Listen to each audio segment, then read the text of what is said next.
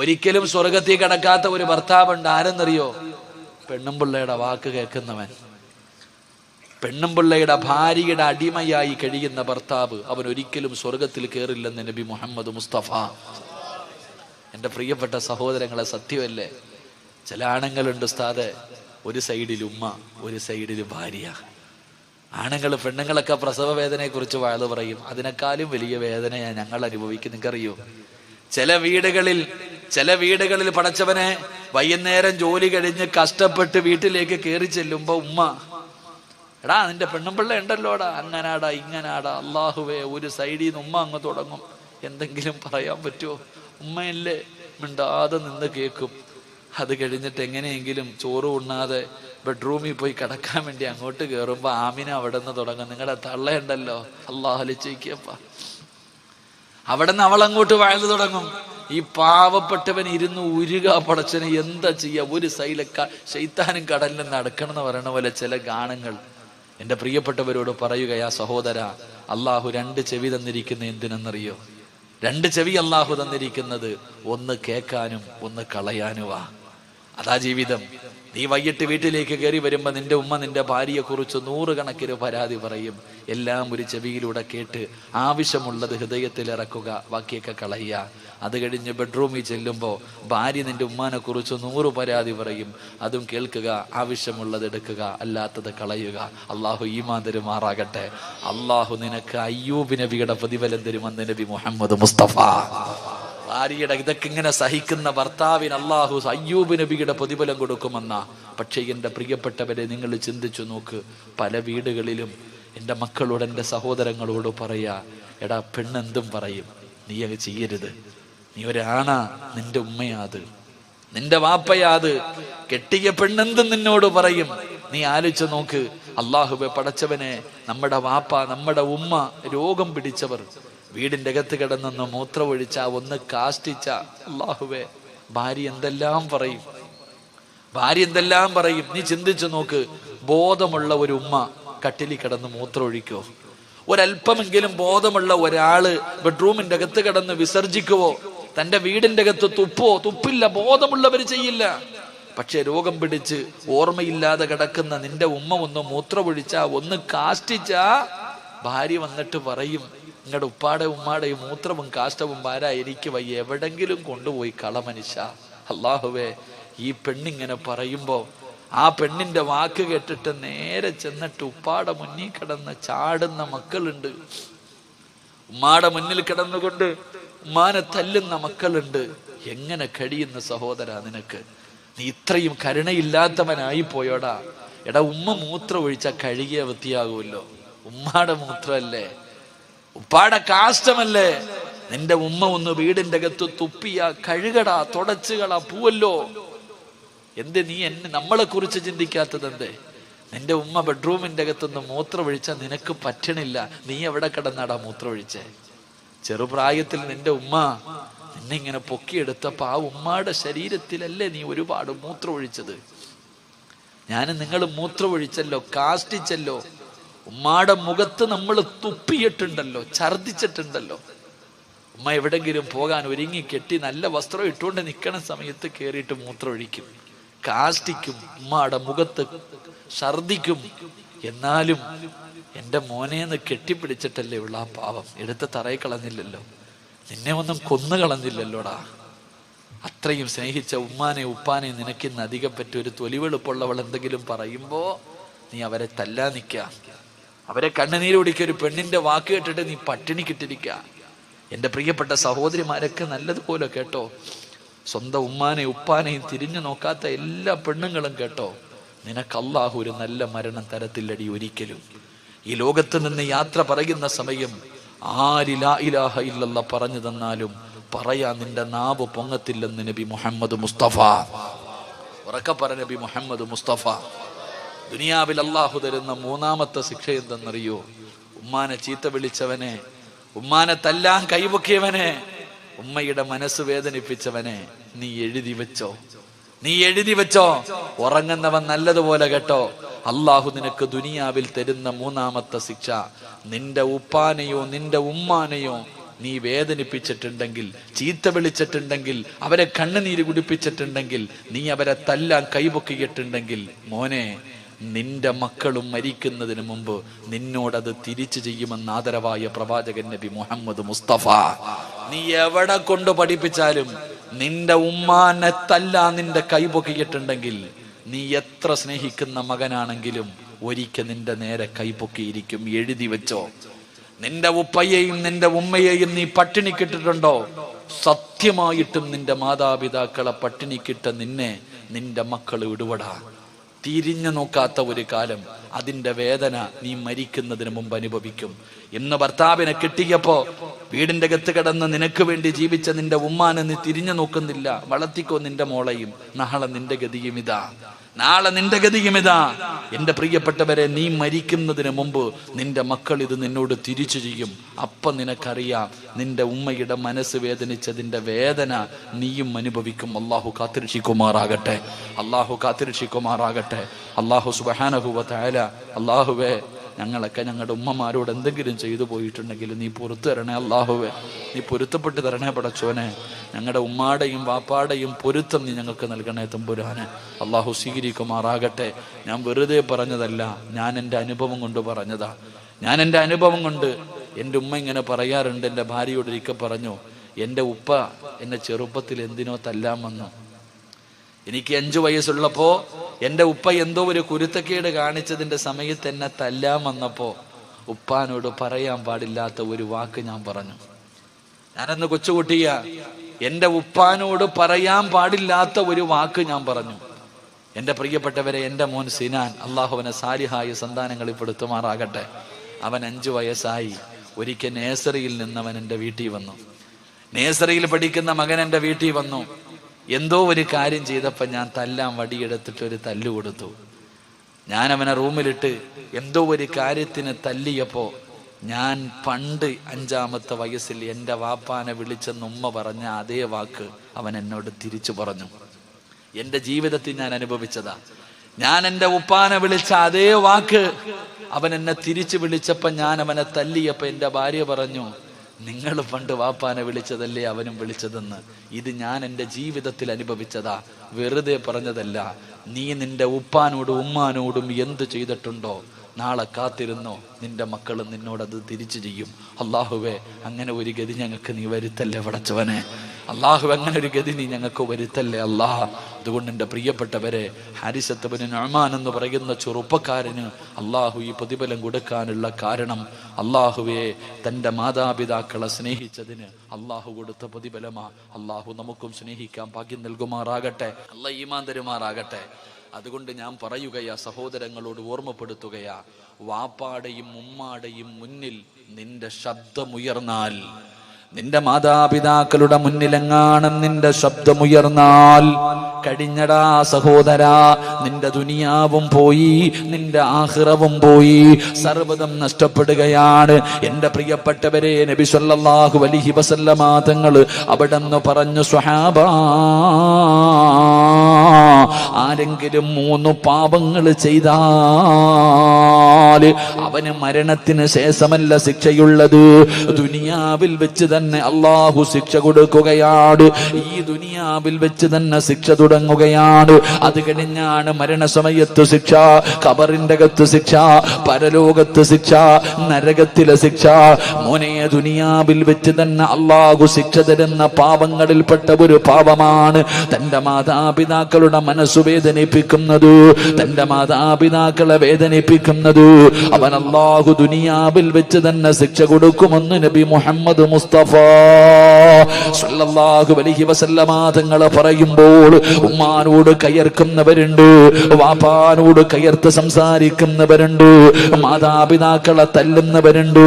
ഈ സദസ്സിലിരിക്കുന്ന വിദ്യാർത്ഥികളോട് ഞാൻ പറയുകയാ, ചെറിയ കുട്ടികളുണ്ടല്ലോ, പടച്ചവനെ, ഉമ്മാനോട് കയർത്തു സംസാരിക്കുന്ന മക്കളുണ്ടല്ലോ, എടാ ചെറുപ്പക്കാരാ, ഉമ്മാന്റെ മുന്നിൽ നിന്റെ ശബ്ദമുയർത്തരുത്. ഉമ്മാടെ മുന്നിൽ നിന്റെ ശബ്ദമുയർത്തരുത്. ഉമ്മ ഒരു സ്ഥലത്ത് പോകണ്ട എന്ന് പറഞ്ഞാ പോകരുത്. വാപ്പ ഒരു സ്ഥലത്തേക്ക് പോകണ്ടെന്ന് പറഞ്ഞാ പോകരുത്. അത് എവിടേക്കാണെങ്കിലും പോകണ്ട. ഉസ്താദേ പോയാൽ എന്തു ചെയ്യും? ഉമ്മ പറഞ്ഞു കളിക്കാൻ പോകണ്ട, ഫുട്ബോൾ കളി കാണാൻ പോകണ്ട, കറങ്ങാൻ പോകണ്ട, ടൂറിന് പോകണ്ട. ഉമ്മ പോകണ്ട എന്ന് പറഞ്ഞാ പിന്നെ നീ പോകരുത്. അപ്പോ നീ ചോദിക്കും, ഉസ്താദേ പോയാൽ എന്ത് സംഭവിക്കും? മോനെ, നിനക്കൊക്കെ ഞാനൊരു ചരിത്രം പറയാ. ഈ സദസ്സിലിരിക്കുന്ന ചെറിയ വിദ്യാർത്ഥികളുണ്ടല്ലോ, ചെറുപ്പക്കാരുണ്ടല്ലോ, എന്റെ പ്രിയപ്പെട്ട പെൺകുട്ടികളുണ്ടല്ലോ, നിങ്ങൾക്ക് ഞാനൊരു ചരിത്രം പറഞ്ഞു തരാ. ഉമ്മ പറയുന്നത് അനുസരിക്കാത്തവർക്ക് റബ്ബ് കൊടുത്ത ഒരു ചരിത്രം പറയാ. എന്റെ പ്രിയപ്പെട്ട ചെറുപ്പക്കാരാ, നിന്നെ പോലെ ഫദിൽ എന്ന് പറയുന്ന ഒരു ചെറുപ്പക്കാരൻ ജീവിച്ചിരുന്നു. അല്ലാഹുവേ, വാപ്പ മരണപ്പെട്ടു പോയി.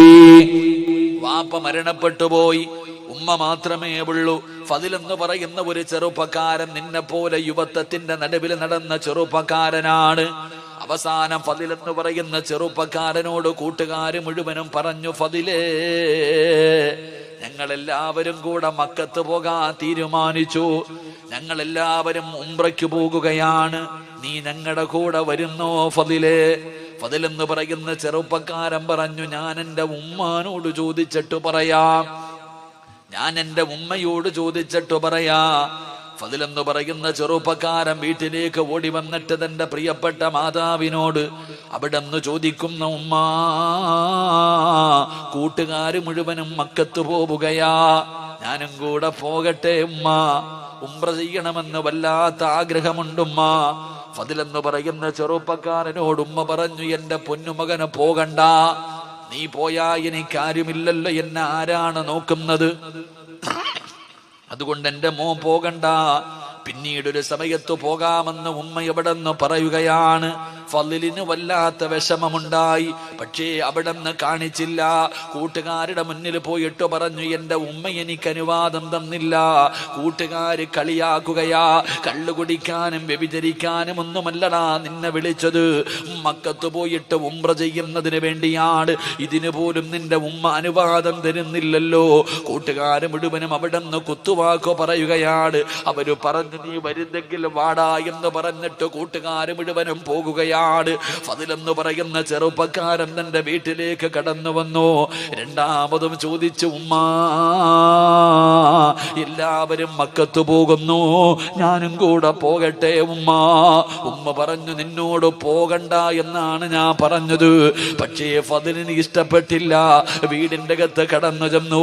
അവിടെ നിന്ന് ചിന്തിച്ചു, അല്ലാ, വ്യഭിചരിക്കാനോ കള്ളു കുടിക്കാനോ കറങ്ങാനോ അല്ല, മക്കത്ത് പോകുന്നത് ഉംറ ചെയ്യാനാണല്ലോ. അതൊരു നല്ല കാര്യമാണല്ലോ. എന്തിനാ ഉമ്മയുടെ അനുവാദം? എന്തിനാണ്? ഫദിൽ എന്ന് പറയുന്ന ചെറുപ്പക്കാരൻ പെട്ടെന്ന് തന്റെ സാധനങ്ങൾ മുഴുവനും എടുത്ത് വീടിന്റെ വെളിയിലേക്ക് ഇറങ്ങുമ്പോ ഉമ്മ പറഞ്ഞു, മോനെ ഫദിലേ, പോകല്ലേടാ മോനെ, മോനെ, ഉമ്മാടെ വാക്ക് കേൾക്കാതെ ഇറങ്ങി പോകല്ലേ. ഫദിൽ എന്ന് പറയുന്ന ചെറുപ്പക്കാരനോട് കരഞ്ഞു വിളിച്ചുകൊണ്ട് തന്റെ മാതാവ് പറയുകയാ. പക്ഷേ യുവത്വത്തിന്റെ നടുവിലൂടെ നടന്നു പോയ ഫദിൽ കേട്ട് അതുപോലും കാണിച്ചില്ല.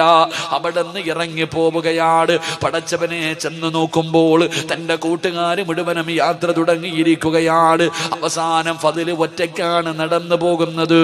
അവസാനമല്ലാ, മനസ്സിന്റെ ഉള്ളിൽ വല്ലാത്ത പ്രയാസമായി, മനസ്സിന്റെ ഉള്ളിൽ വല്ലാത്ത വേദന. കൂട്ടുകാരാണെങ്കിൽ പോകുകയും ചെയ്തു. ഉമ്മാനെ വേദനിപ്പിച്ചിട്ടാണ് ഇറങ്ങി വന്നത്. സമാധാനമില്ല.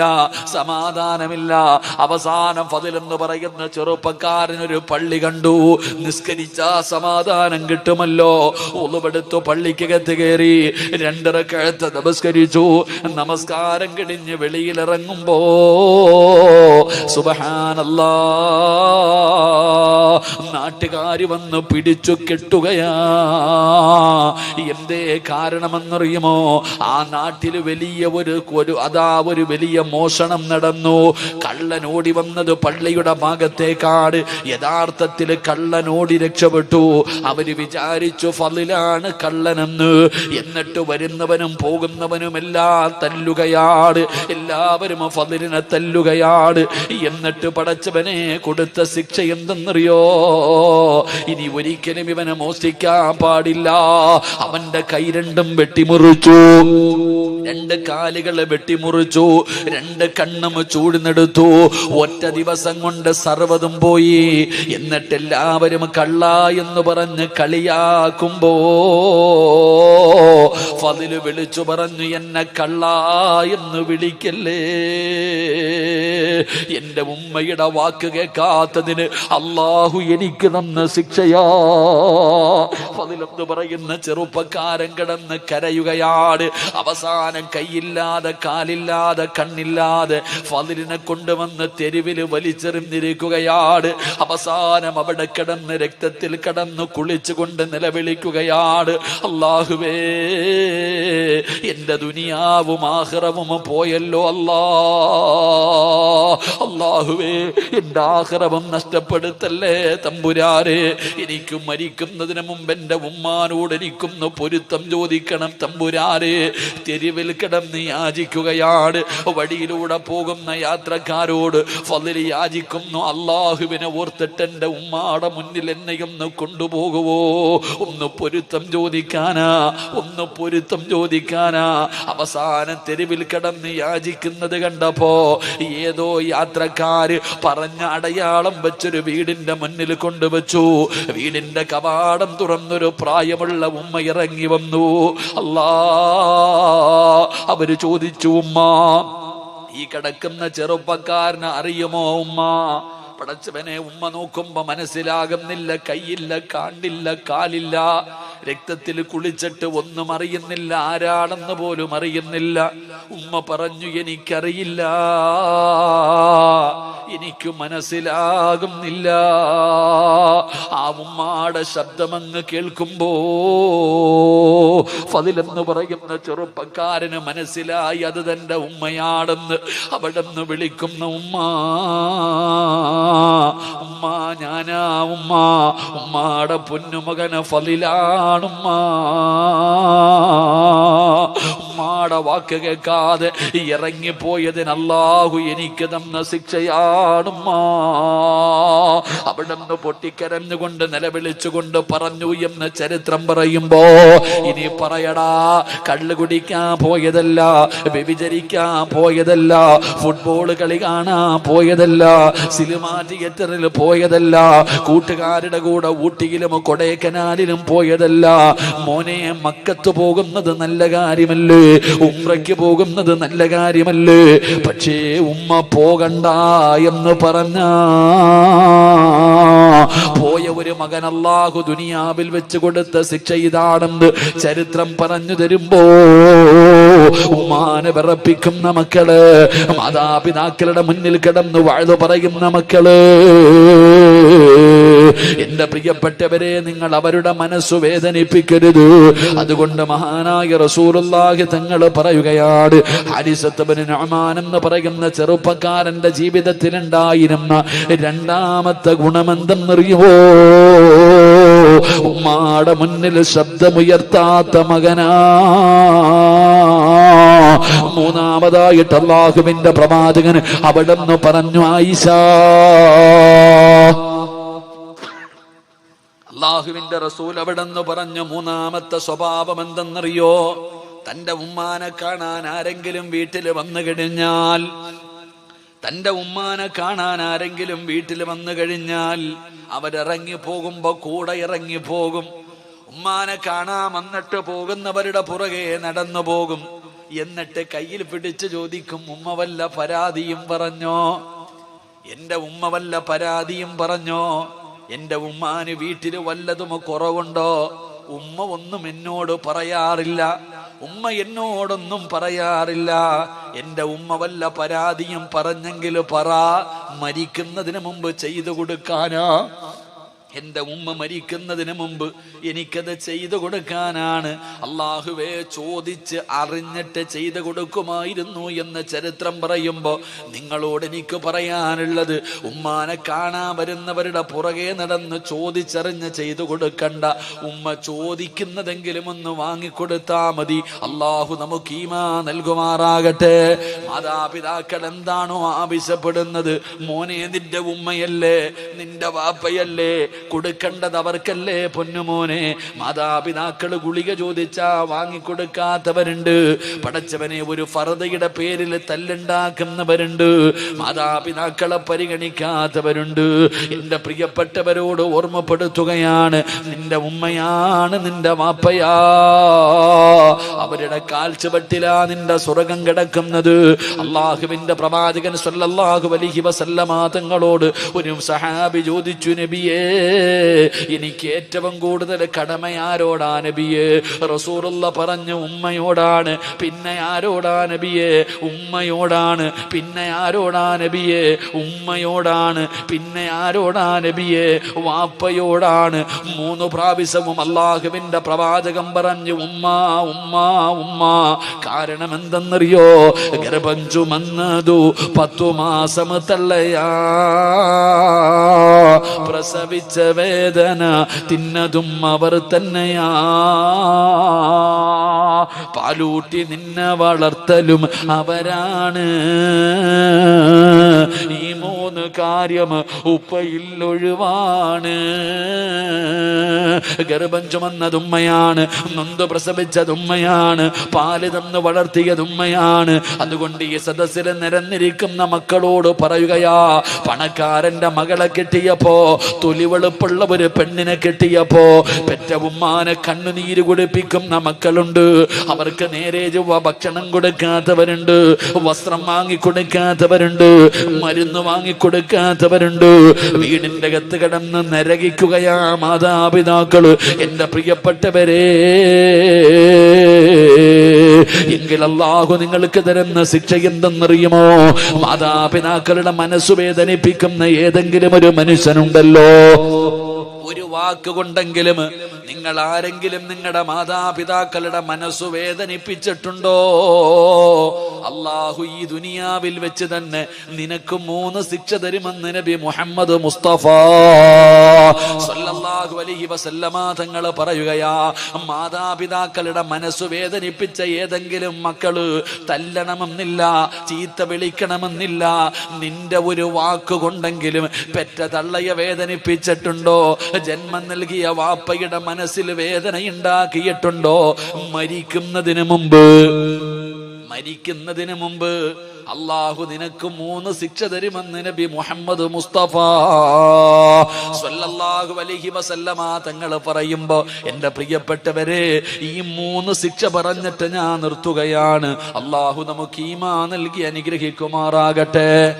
മാതാപിതാക്കളുടെ മനസ്സു വേദനിപ്പിച്ച ഏതെങ്കിലും ഒരു മകനോ മകളോ ഈ സദസ്സിലുണ്ടെങ്കിൽ നീ ഇന്ന് തൗബ ചെയ്തോണം. നീ തൗബ ചെയ്തോണം. ഇല്ലെങ്കിൽ മരിക്കുന്നതിന് മുമ്പ് അള്ളാഹു നിനക്ക് ഈ ദുനിയാവി വെച്ച് തന്നെ 3 ശിക്ഷ തരും. അള്ളാഹു കാത്തിരക്ഷിക്കുമാറാകട്ടെ. 11 മണിയായപ്പോ നിർത്താറായ ഈ 3 ശിക്ഷ കൂടെ പറയണമെന്നുണ്ട്. നിങ്ങൾ ഇരുന്നാ ഞാൻ പറയാം, ഇല്ലെങ്കിൽ നിർത്താം. എന്ത് വേണം? പറയണോ നിർത്തണോ? പറയണമെന്നുള്ളൊരു കൈവക്കിക്ക്. പൈസ ചോദിക്കുമ്പോ ഇതുപോലെ പൊക്കൂലേ? അള്ളാഹു ഈമാൻ തരുമാറാകട്ടെ. എൻ്റെ പ്രിയമുള്ള സഹോദരങ്ങളെ, അള്ളാഹുവിൻ്റെ പ്രവാചകൻ നബി മുഹമ്മദ് മുസ്തഫ സല്ലല്ലാഹു അലൈഹി വസല്ലമ തങ്ങൾ പറഞ്ഞു, ഉമ്മാനെ വേദനിപ്പിക്കുന്ന, വാപ്പയെ വേദനിപ്പിക്കുന്ന ആരെങ്കിലും ഈ സദസ്സിലുണ്ടെങ്കിൽ അള്ളാഹു നിനക്ക് തരുന്ന 1ാമത്തെ ശിക്ഷ, നിന്റെ ആയുസ് അള്ളാഹു വെട്ടിച്ചുരുക്കുമെന്ന് നബിയിനാ റസൂലുള്ളാഹി. എടാ, ഉമ്മാനെയും വാപ്പാനെയും വേദനിപ്പിച്ച നീ ഒരുപാട് കാലം ഇവിടെ ഉണ്ടാകില്ല. ഉമ്മാനെ വേദനിപ്പിച്ച നീ, വാപ്പയെ വേദനിപ്പിച്ച നീ ഇവിടെ ഒരുപാട് കാലം ഉണ്ടാകില്ലടാ. നിന്റെ ആയുസ് അള്ളാഹു വെട്ടിച്ചുരുക്കുമെന്ന് നബിയിനാ റസൂലുള്ളാഹി. കാരണം നീ പെറ്റ തള്ളയെ കണ്ണുനീര് കുടിപ്പിച്ചവനാ, ഉമ്മാനെ തല്ലിയവനാ, വാപ്പാനെ വേദനിപ്പിച്ചവനാ നീ. നിന്റെ ആയുസ് അള്ളാഹു വെട്ടിച്ചുരുക്കും. കേട്ടോ എല്ലാ സഹോദരിമാരും കേട്ടോ. സ്വന്തം ഭർത്താവിനെ കിട്ടിയപ്പോ നിനക്ക് ഉമ്മായെ വേണ്ട, വാപ്പാനെ വേണ്ട, ഒന്ന് ഫോൺ വിളിക്കാൻ പോലും നിനക്കൊന്നും സമയമില്ലല്ലോ സഹോദരിമാരെന്നാലോചിക്ക്. പെറ്റ തള്ളയെ ഒന്ന് വിളിച്ച് നോക്കാൻ, ഉമ്മ ഭക്ഷണം കഴിച്ചോ എന്ന് ചോദിക്കാൻ, ഉമ്മാന് വസ്ത്രം വേണോ എന്ന് ചോദിക്കാൻ ഒരു മനസ്സില്ലാതെ പോയി. കാരണം നിന്റെ ലോകം നിന്റെ ഭർത്താവും നിന്റെ മക്കളും, നിനക്ക് അവരാണ് വലുത്. മാതാപിതാക്കളെ തിരിഞ്ഞു നോക്കാത്ത ഒരുപാട് സഹോദരിമാരുണ്ടില്ല എന്ന് ഞാൻ പറയണില്ല. സ്നേഹിക്കുന്നവരുമുണ്ട്, പടച്ചവനെ തിരിഞ്ഞു നോക്കാത്തവരുമുണ്ട്. കണ്ണുനീര് കുടിപ്പിക്കുന്ന എത്രയോ മാതാപിതാക്കൾ. എൻ്റെ പ്രിയപ്പെട്ടവരെ, വൃദ്ധസദനങ്ങളൊക്കെ വല്ലാതെ വർദ്ധിക്കുന്ന കാലമാ. എങ്കിലും മാതാപിതാക്കളുടെ മുന്നിൽ കടന്ന് വാഴ്ന്നു പറയുന്ന എല്ലാ മക്കളും കേട്ടോ, നിന്നെ അള്ളാഹു എത്രയും പെട്ടെന്ന് പള്ളിക്കുഴിയിലെത്തിക്കും. അള്ളാഹു കാത്തുരക്ഷിക്കുമാറാകട്ടെ, അള്ളാഹു കാത്തുരക്ഷിക്കുമാറാകട്ടെ. 2, നിനക്കല്ല ഒരു നല്ല മരണം തരത്തില്ലടാ ജീവിതത്തിൽ ഒരിക്കലും. നീ കരുതിക്കോ, നീ എത്ര വലിയ കൊലകൊമ്പനാണെങ്കിലും മഹാനായ റസൂലുള്ളാഹി സ്വല്ലല്ലാഹു അലൈഹി വസല്ലമ തങ്ങളുടെ സഹാബിയ അൽഖമ റളിയല്ലാഹു തആല, സഹാബി വേറെ ആരുമല്ല, താടിക്കും തഴമ്പൊക്കെ നീളക്കുള്ള ആളാണെങ്കിലും അൽഖമ റളിയല്ലാഹു തആല അൻഹു സക്കറാത്തിന്റെ അവസ്ഥയിൽ കിടക്കുമ്പോൾ സ്വഹാബികൾ അടുത്തു വന്ന് നിന്നിട്ട് പറഞ്ഞു കൊടുത്തു, ലാ ഇലാഹ ഇല്ലല്ലാഹ്. ഈ സഹാബിയുടെ നാവ് പൊങ്ങുന്നില്ല, ലാ ഇലാഹ ഇല്ലല്ലാഹ് പറയാൻ നാവ് പൊങ്ങുന്നില്ല. അള്ളാഹുവെ പടച്ചവനെ, സഹാബത്ത് മുത്തുനബിയുടെ ചാരത്ത് വന്നിട്ട് പറഞ്ഞു, നബിയെ, അൽക്കമയ്ക്ക് ലാ ഇലാഹ ഇല്ലല്ലാഹ് പറയാൻ കഴിയുന്നില്ല നബിയെ. റസൂലുള്ളാഹി തങ്ങൾ ചോദിച്ച 1ാമത്തെ ചോദ്യം, ഉമ്മ ജീവിച്ചിരിപ്പുണ്ടോന്നാ. അപ്പൊ സ്വഹാബികൾ പറഞ്ഞു, ഉണ്ട് നബിയെ, വിളിച്ചുകൊണ്ട് വരാൻ പറഞ്ഞു. വിളിച്ചുകൊണ്ട് വരാൻ പറഞ്ഞു. റസൂലുള്ളാഹി സ്വല്ലല്ലാഹി അലൈഹി വസല്ലം തങ്ങളുടെ മുന്നിൽ പ്രായം ചെന്ന ഉമ്മാനെ കൊണ്ടുവന്നു. മുത്തുനബി ചോദിച്ചു ഉമ്മയോട്, അൽക്കമയുമായിട്ട് എങ്ങനെ ഉമ്മ? നബിയെ, എനിക്കവനെ വല്ലാത്ത ഇഷ്ടമായിരുന്നു നബിയെ, എനിക്കവനെ വല്ലാത്ത ഇഷ്ടമായിരുന്നു. ഞാൻ വല്ലാതെ കഷ്ടപ്പെട്ടാണ് അവനെ വളർത്തിയത്. പക്ഷേ പെണ്ണ് കെട്ടിക്കഴിഞ്ഞപ്പോ എന്നെക്കാല് സ്നേഹം അവനവന്റെ ഭാര്യയോടാണ് നബിയെ. വല്ലാത്ത മറുപടി. റസൂലുള്ളാഹി തങ്ങളോട് പറഞ്ഞ, നബിയെ, അവന് എന്നെക്കാലും വലുത് അവന്റെ പെണ്ണുപിള്ളയാ. അവൻ എന്നോടത് കാണിക്കാൻ പാടുണ്ടോ? ഞാൻ അവൻ ഇത്രയും കഷ്ടപ്പെട്ട് വളർത്തിയതല്ലേ നബിയെ. പരിരങ്ങന.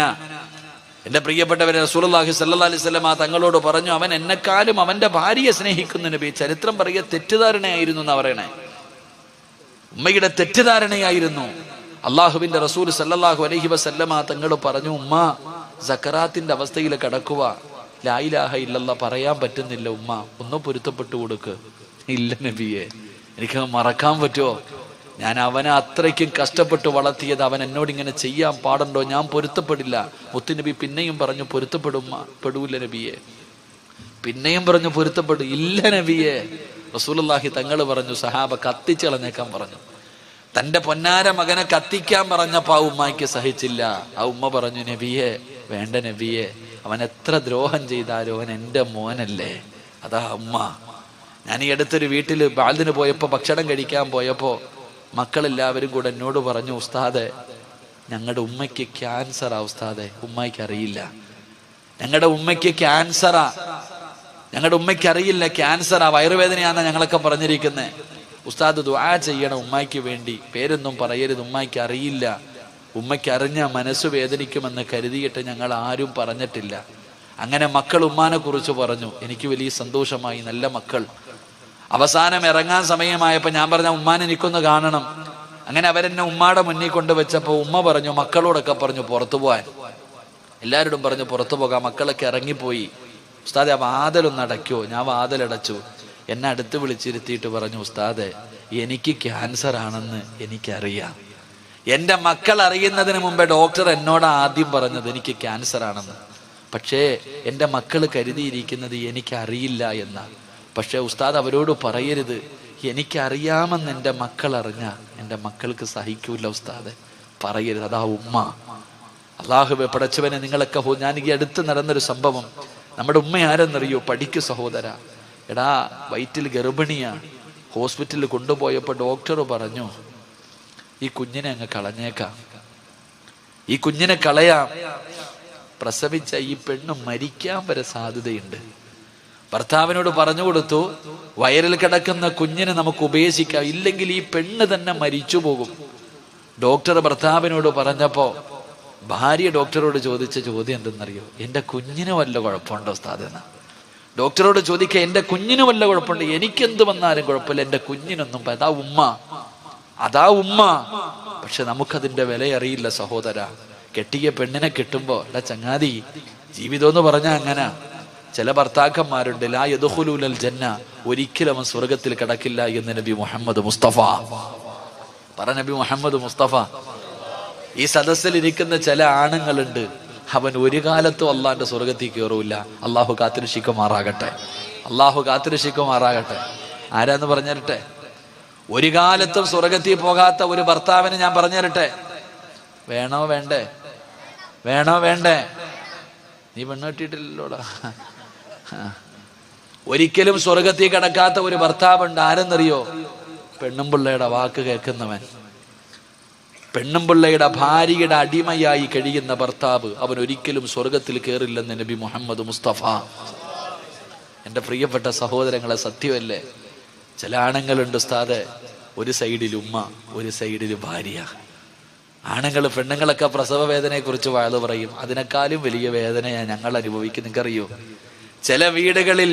ചില വീടുകളിൽ പടച്ചവനെ വൈകുന്നേരം ജോലി കഴിഞ്ഞ് കഷ്ടപ്പെട്ട് വീട്ടിലേക്ക് കയറി ചെല്ലുമ്പോ ഉമ്മ, എടാ നിന്റെ പെണ്ണുമ്പിള്ള ഉണ്ടല്ലോടാ, അങ്ങനാടാ ഇങ്ങനാടാ, അള്ളാഹുവേ, ഒരു സൈഡിൽ നിന്ന് ഉമ്മ അങ്ങ് തുടങ്ങും.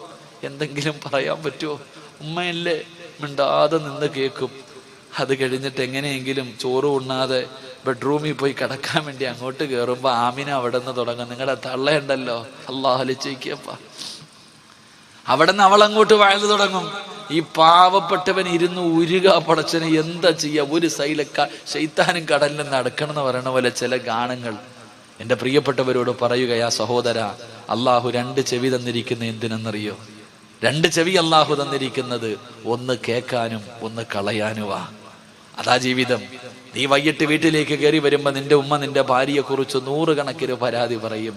എല്ലാം ഒരു ചെവിയിലൂടെ കേട്ട് ആവശ്യമുള്ളത് ഹൃദയത്തിൽ ഇറക്കുക, ബാക്കിയൊക്കെ കളയുക. അത് കഴിഞ്ഞ് ബെഡ്റൂമിൽ ചെല്ലുമ്പോൾ ഭാര്യ നിന്റെ ഉമ്മാനെ കുറിച്ച് 100 പരാതി പറയും. അതും കേൾക്കുക, ആവശ്യമുള്ളത് എടുക്കുക, അല്ലാത്തത് കളയുക. അള്ളാഹു ഈമാൻ തരുമാറാകട്ടെ. അള്ളാഹു നിനക്ക് അയ്യൂബ് നബിയുടെ പ്രതിഫലം തരുമെന്ന് നബി മുഹമ്മദ് മുസ്തഫ.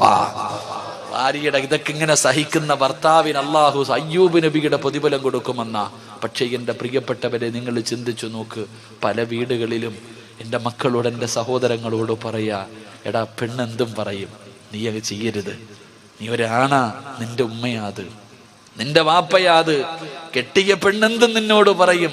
നീ ആലോചിച്ച് നോക്ക്, അള്ളാഹുവെ പടച്ചവനെ, നമ്മുടെ വാപ്പ, നമ്മുടെ ഉമ്മ രോഗം പിടിച്ചവർ വീടിൻ്റെ അകത്ത് കിടന്നൊന്ന് മൂത്രമൊഴിച്ച, ഒന്ന് കാഷ്ടിച്ച, അള്ളാഹുവേ, ഭാര്യ എന്തെല്ലാം പറയും, ഭാര്യ എന്തെല്ലാം പറയും. നീ ചിന്തിച്ചു നോക്ക്, ബോധമുള്ള ഒരു ഉമ്മ കട്ടിലിൽ കിടന്ന് മൂത്രമൊഴിക്കോ? ഒരല്പമെങ്കിലും ബോധമുള്ള ഒരാള് ബെഡ്റൂമിന്റെ അകത്ത് കിടന്ന് വിസർജിക്കുവോ? തന്റെ വീടിന്റെ അകത്ത് തുപ്പോ? തുപ്പില്ല. ബോധമുള്ളവർ ചെയ്യില്ല. പക്ഷെ രോഗം പിടിച്ച് ഓർമ്മയില്ലാതെ കിടക്കുന്ന നിന്റെ ഉമ്മ ഒന്ന് മൂത്രമൊഴിച്ച, ഒന്ന് കാഷ്ടിച്ച, ഭാര്യ വന്നിട്ട് പറയും, നിങ്ങളുടെ ഉപ്പാടെ ഉമ്മാടെ മൂത്രവും കാഷ്ടവും ഭാരാ, എനിക്ക് വയ്യ, എവിടെങ്കിലും കൊണ്ടുപോയി കളമനുഷ്യ. അള്ളാഹുവേ, ഈ പെണ്ണിങ്ങനെ പറയുമ്പോ ആ പെണ്ണിന്റെ വാക്ക് കേട്ടിട്ട് നേരെ ചെന്നിട്ട് ഉപ്പാടെ മുന്നിൽ കിടന്ന് ചാടുന്ന മക്കളുണ്ട്. ഉമ്മാടെ മുന്നിൽ കിടന്നുകൊണ്ട് ഉമ്മാനെ തല്ലുന്ന മക്കളുണ്ട്. എങ്ങനെ കഴിയുന്ന സഹോദര നിനക്ക്? നീ ഇത്രയും കരുണയില്ലാത്തവനായി പോയോടാ. എടാ, ഉമ്മ മൂത്രം ഒഴിച്ചാൽ കഴുകിയ വൃത്തിയാകുമല്ലോ. ഉമ്മാടെ മൂത്രമല്ലേ, ഉപ്പാടെ കാഷ്ടമല്ലേ. നിന്റെ ഉമ്മ ഒന്ന് വീടിന്റെ അകത്ത് തുപ്പിയ കഴുകടാ, തുടച്ചുകളാ, പൂവല്ലോ. എന്ത് നീ നമ്മളെ കുറിച്ച് ചിന്തിക്കാത്തത് എന്തേ? നിന്റെ ഉമ്മ ബെഡ്റൂമിന്റെ അകത്തൊന്ന് മൂത്രമൊഴിച്ചാൽ നിനക്ക് പറ്റണില്ല. നീ എവിടെ കിടന്നാടാ മൂത്രമൊഴിച്ചേ? ചെറുപ്രായത്തിൽ നിന്റെ ഉമ്മ നിന്നെ ഇങ്ങനെ പൊക്കിയെടുത്തപ്പോ ആ ഉമ്മാടെ ശരീരത്തിലല്ലേ നീ ഒരുപാട് മൂത്രമൊഴിച്ചത്? ഞാനും നിങ്ങൾ മൂത്രമൊഴിച്ചല്ലോ, കാഷ്ടിച്ചല്ലോ. ഉമ്മാടെ മുഖത്ത് നമ്മൾ തുപ്പിയിട്ടുണ്ടല്ലോ, ഛർദിച്ചിട്ടുണ്ടല്ലോ. ഉമ്മ എവിടെങ്കിലും പോകാൻ ഒരുങ്ങി കെട്ടി നല്ല വസ്ത്രം ഇട്ടുകൊണ്ട് നിൽക്കണ സമയത്ത് കയറിയിട്ട് മൂത്രമൊഴിക്കും, കാഷ്ടിക്കും, ഉമ്മാടെ മുഖത്ത് ഛർദിക്കും. എന്നാലും എൻ്റെ മോനേന്ന് കെട്ടിപ്പിടിച്ചിട്ടല്ലേ ഉള്ള ആ പാവം, എടുത്ത് തറയിൽ കളഞ്ഞില്ലല്ലോ, നിന്നെ ഒന്നും കൊന്നു കളഞ്ഞില്ലല്ലോടാ. അത്രയും സ്നേഹിച്ച ഉമ്മാനെ ഉപ്പാനെ നിനക്കിന്ന് അധികം പറ്റി ഒരു തൊലിവെളുപ്പുള്ളവൾ എന്തെങ്കിലും പറയുമ്പോ നീ അവരെ തല്ലാ നിൽക്ക, അവരെ കണ്ണുനീര് കുടിക്കുക. ഒരു പെണ്ണിന്റെ വാക്ക് കേട്ടിട്ട് നീ പട്ടിണി കിട്ടിരിക്ക. എൻ്റെ പ്രിയപ്പെട്ട സഹോദരിമാരൊക്കെ നല്ലതുപോലെ കേട്ടോ, സ്വന്തം ഉമ്മാനെയും ഉപ്പാനെയും തിരിഞ്ഞു നോക്കാത്ത എല്ലാ പെണ്ണുങ്ങളും കേട്ടോ, നിനക്ക് അല്ലാഹു ഒരു നല്ല മരണം തരത്തില്ലടി ഒരിക്കലും. ഈ ലോകത്ത് നിന്ന് യാത്ര പറയുന്ന സമയം ആര് ലാ ഇലാഹ ഇല്ലല്ലാഹ് പറഞ്ഞു തന്നാലും പറയാൻ നിന്റെ നാവ് പൊങ്ങത്തില്ലെന്ന് നബി മുഹമ്മദ് മുസ്തഫ. ഉറക്കെ പറ നബി മുഹമ്മദ് മുസ്തഫ. ദുനിയാവിൽ അള്ളാഹു തരുന്ന മൂന്നാമത്തെ ശിക്ഷ എന്തെന്നറിയോ? ഉമ്മാനെ ചീത്ത വിളിച്ചവനെ, ഉമ്മാനെ തല്ലാൻ കൈപൊക്കിയവനെ, ഉമ്മയുടെ മനസ്സ് വേദനിപ്പിച്ചവനെ നീ എഴുതി വെച്ചോ, നീ എഴുതി വെച്ചോ. ഉറങ്ങുന്നവൻ നല്ലതുപോലെ കേട്ടോ, അള്ളാഹു നിനക്ക് ദുനിയാവിൽ തരുന്ന മൂന്നാമത്തെ ശിക്ഷ, നിന്റെ ഉപ്പാനെയോ നിന്റെ ഉമ്മാനെയോ നീ വേദനിപ്പിച്ചിട്ടുണ്ടെങ്കിൽ, ചീത്ത വിളിച്ചിട്ടുണ്ടെങ്കിൽ, അവരെ കണ്ണുനീര് കുടിപ്പിച്ചിട്ടുണ്ടെങ്കിൽ, നീ അവരെ തല്ലാൻ കൈപൊക്കിയിട്ടുണ്ടെങ്കിൽ, മോനെ നിന്റെ മക്കളും മരിക്കുന്നതിന് മുമ്പ് നിന്നോടത് തിരിച്ചു ചെയ്യുമെന്ന് ആദരവായ പ്രവാചകൻ നബി മുഹമ്മദ് മുസ്തഫ. നീ എവിടെ കൊണ്ട് പഠിപ്പിച്ചാലും നിന്റെ ഉമ്മാനെ തല്ലാൻ നിന്റെ കൈപൊക്കിയിട്ടുണ്ടെങ്കിൽ, നീ എത്ര സ്നേഹിക്കുന്ന മകനാണെങ്കിലും ഒരിക്കൽ നിന്റെ നേരെ കൈപൊക്കിയിരിക്കും. എഴുതി വെച്ചോ. നിന്റെ ഉപ്പയെയും നിന്റെ ഉമ്മയെയും നീ പട്ടിണിക്കിട്ടിട്ടുണ്ടോ? സത്യമായിട്ടും നിന്റെ മാതാപിതാക്കളെ പട്ടിണിക്കിട്ട നിന്നെ നിന്റെ മക്കൾ വിടുവടാ. തിരിഞ്ഞു നോക്കാത്ത ഒരു കാലം, അതിന്റെ വേദന നീ മരിക്കുന്നതിന് മുമ്പ് അനുഭവിക്കും. ഇന്ന് ഭർത്താവിനെ കിട്ടിയപ്പോ വീടിന്റെ അകത്ത് കിടന്ന് നിനക്ക് വേണ്ടി ജീവിച്ച നിന്റെ ഉമ്മാനെ നീ തിരിഞ്ഞു നോക്കുന്നില്ല. വളർത്തിക്കോ നിന്റെ മോളെയും. നാളെ നിന്റെ ഗതിയും ഇതാ, നാളെ നിന്റെ ഗതിയും ഇതാ. എന്റെ പ്രിയപ്പെട്ടവരെ, നീ മരിക്കുന്നതിന് മുമ്പ് നിന്റെ മക്കൾ ഇത് നിന്നോട് തിരിച്ചു ചെയ്യും. അപ്പം നിനക്കറിയാം നിന്റെ ഉമ്മയുടെ മനസ്സ് വേദനിച്ചതിന്റെ വേദന നീയും അനുഭവിക്കും. അള്ളാഹു കാത്തിരക്ഷിക്കുമാറാകട്ടെ, അള്ളാഹു കാത്തിരക്ഷിക്കുമാറാകട്ടെ. അള്ളാഹു സുബ്ഹാനഹു വ തആല, അള്ളാഹുവേ ഞങ്ങളൊക്കെ ഞങ്ങളുടെ ഉമ്മമാരോട് എന്തെങ്കിലും ചെയ്തു പോയിട്ടുണ്ടെങ്കിൽ നീ പുറത്തു തരണേ അള്ളാഹുവേ, നീ പൊരുത്തപ്പെട്ട് തരണേ പടച്ചോനെ. ഞങ്ങളുടെ ഉമ്മാടെയും വാപ്പാടെയും പൊരുത്തം നീ ഞങ്ങൾക്ക് നൽകണേ തമ്പുരാനെ. അള്ളാഹു സ്വീകരിക്കുമാറാകട്ടെ. ഞാൻ വെറുതെ പറഞ്ഞതല്ല, ഞാൻ എൻ്റെ അനുഭവം കൊണ്ട് പറഞ്ഞതാ. ഞാൻ എൻ്റെ അനുഭവം കൊണ്ട്, എൻ്റെ ഉമ്മ ഇങ്ങനെ പറയാറുണ്ട്. എൻ്റെ ഭാര്യയോട് ഒരിക്കൽ പറഞ്ഞു, എൻ്റെ ഉപ്പ എന്നെ ചെറുപ്പത്തിൽ എന്തിനോ തല്ലാൻ വന്നു. എനിക്ക് 5 വയസ്സുള്ളപ്പോ എൻ്റെ ഉപ്പ എന്തോ ഒരു കുരുത്തക്കേട് കാണിച്ചതിൻ്റെ സമയത്ത് എന്നെ തല്ലാൻ വന്നപ്പോ ഉപ്പാനോട് പറയാൻ പാടില്ലാത്ത ഒരു വാക്ക് ഞാൻ പറഞ്ഞു. ഞാനന്ന് കൊച്ചുകുട്ടിയ, എൻ്റെ ഉപ്പാനോട് പറയാൻ പാടില്ലാത്ത ഒരു വാക്ക് ഞാൻ പറഞ്ഞു. എൻ്റെ പ്രിയപ്പെട്ടവരെ, എൻ്റെ മോൻ സിനാൻ, അള്ളാഹു അവനെ സാലിഹായ സന്താനങ്ങളിൽ പെടുത്തുമാറാകട്ടെ. അവൻ 5 വയസ്സായി. ഒരിക്കൽ നേഴ്സറിയിൽ നിന്നവൻ എൻ്റെ വീട്ടിൽ വന്നു. നേഴ്സറിയിൽ പഠിക്കുന്ന മകൻ എൻ്റെ വീട്ടിൽ വന്നു. എന്തോ ഒരു കാര്യം ചെയ്തപ്പോൾ ഞാൻ തല്ലാൻ വടിയെടുത്തിട്ട് ഒരു തല്ലു കൊടുത്തു.